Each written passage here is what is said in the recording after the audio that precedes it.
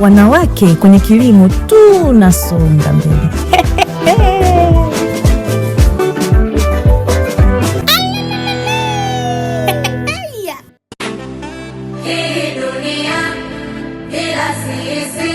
Kwa majina naitwa Monica Morrison, ni afisa lishe kutoka Rekoda, nikifanya kazi kwenye mradi wa kilimo endelevu ambao unafadhiliwa na shirika la IDP. Kazi yangu kubwa kama mwanamke kwenye jamii ni kutoa elimu kwenye vikundi mbalimbali katika jamii tunafanya nao kazi, na pia tunafundisha katika mahospitali mbalimbali kwenye mradi, na pia tunatoa elimu kwa wanafunzi ambao wako mashuleni.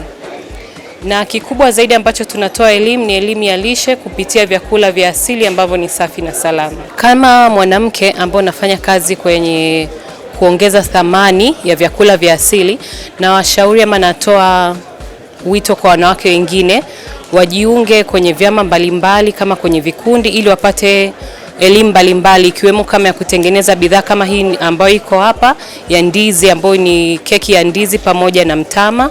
Lakini pia tunaweza tukafanya kazi mbalimbali ambazo zinajishughulisha kwenye kilimo na uzalishaji wa bidhaa mbalimbali zitokanazo na nafaka.